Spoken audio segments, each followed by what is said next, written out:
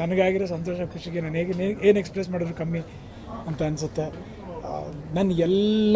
ನನ್ನೆಲ್ಲ ಪ್ರೀತಿ ಅಭಿಮಾನಿಗಳಿಗೂ ಹಾಗೂ ರಾಜ್ಕುಮಾರ ಸಿನಿಮಾನ ನೋಡಿ ಒಪ್ಕೊಂಡಿರೋರಿಗೆ, ಆ ಸಿನಿಮಾನ ಮತ್ತೆ ಮತ್ತೆ ನೋಡ್ತಿರೋರಿಗೆ ತುಂಬ ತುಂಬ ತುಂಬ ತುಂಬ ಧನ್ಯವಾದಗಳು.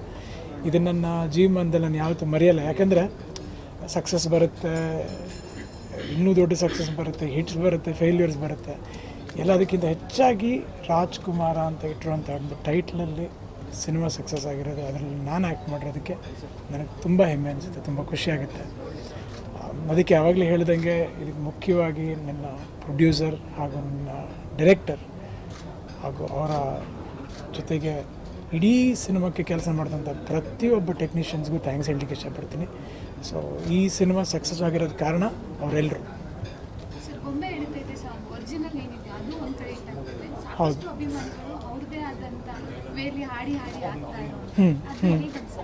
ನಾನು ಇನ್ಫ್ಯಾಕ್ಟ್ ಹೇಳಬೇಕು ಅಂದರೆ ಜಾಸ್ತಿ ಆನ್ಲೈನಲ್ಲಿ ಇಲ್ಲದೇ ಇದ್ರೂ ಅವಾಗ ಮತ್ತೆ ಹೋಗಿ ನೋಡ್ತಾ ಇರ್ತೀನಿ ಏನೇನು ಅಪ್ಡೇಟ್ಸ್ ಇರುತ್ತೆ. ನಾನು ಆನ್ಲೈನಿಗೆ ಬಂದಿಲ್ಲ, ಬರ್ತೀನಿ ಆದಷ್ಟು ಬೇಗ. ಬಟ್ ಇಲ್ಲದೇ ಇದ್ರೂ ನೋಡ್ತಾ ಇರ್ತೀನಿ. ಒಬ್ಬರು ಅನ್ಪ್ಲಗ್ಡ್ ಹಾಡಿದ್ದಾರೆ, ಇನ್ನು ಕೆಲವು ಜನ ಒಂದು ಸಾಫ್ಟ್ವೇರ್ ಮೂಲಕ ಐ ಥಿಂಕ್ ಇಯರ್ಫೋನ್ಸ್ ಇಟ್ಟು ಹಾಡ್ತಾ ಹೋಗಿದ್ದಾರೆ, ಚಿಕ್ಕ ಮಕ್ಕಳು ಹಾಡಿದ್ದಾರೆ, ತುಂಬ ಅದ್ಭುತವಾಗಿ ಹಾಡಿದ್ದಾರೆ. ತುಂಬ ಖುಷಿಯಾಗುತ್ತೆ. ಏನಾಗುತ್ತೆ ಅಂದರೆ ಹಾಡು ಬಂದಾಗಲೂ ಪ್ರತಿ ಸಲ ಬೊಂಬೆ ಹೇಳಿತೈತೆ ಹಾಡು ಹಾಡಿದಾಗಲೂ ಎಲ್ಲರೂ ಅವ್ರ ಮನಸ್ಸಿಂದ ಹಾಡುವಂಥ ಒಂದು ಫೀಲಿಂಗ್ ನನಗೆ ಕಾಣುತ್ತೆ. So thanks to everybody.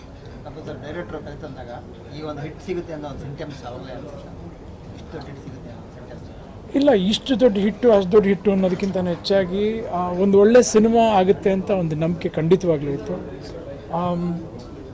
ಹಾಗಾಗಿ ಸಿನಿಮಾ ಬಗ್ಗೆ ಚರ್ಚೆಗಳು ನಡೀತಾ ಹೋಯಿತು. ಖುಷಿಯಾಗೋದೇನೆಂದರೆ ಈ ಚಿಕ್ಕ ವಯಸ್ಸಲ್ಲಿ ಸಂತೋಷ್ ರಾಮಾಚಾರಿ ಅಂತ ಒಂದು ದೊಡ್ಡ ಹಿಟ್ ಕೊಟ್ಟು ಈಗ ರಾಜ್ಕುಮಾರ್ ಅಂತ ಒಂದು ಸಿನಿಮಾ ಮಾಡಿ ಇನ್ನೊಂದು ಹಿಟ್ ಕೊಡ್ತಾ ಇರೋದು ತುಂಬ ಹೆಮ್ಮೆ ಅನಿಸುತ್ತೆ. ಇಷ್ಟು ಚಿಕ್ಕ ವಯಸ್ಸಲ್ಲೇ ಈ ಸಾಧನೆ ಮಾಡಿರೋದು. ಇನ್ನು ಮುಂದೆ ಇನ್ನೂ ಒಳ್ಳೊಳ್ಳೆ ಸಿನಿಮಾಗಳು ಮಾಡ್ತಾರೆ ಅನ್ನೋ ಒಂದು ನಂಬಿಕೆ ಇದೆ. ಏನಂದರೆ ಖಂಡಿತವಾಗ್ಲೂ ಎಲ್ಲರೂ ಸಿನಿಮಾ ಮಾಡಬೇಕಾದ್ರೆ ಒಂದು ಒಳ್ಳೆ ದೊಡ್ಡ ಹಿಟ್ ಸಿನಿಮಾ ಮಾಡಬೇಕು ಅಂತಲೇ ಮಾಡ್ತಾರೆ. ಸೊ ಹಾಗಾಗಿ ಇದು ಒಳ್ಳೆ ಸಿನಿಮಾ ಆಗುತ್ತೆ ಅಂತ ಒಂದು ನಂಬಿಕೆ ಇದೆ.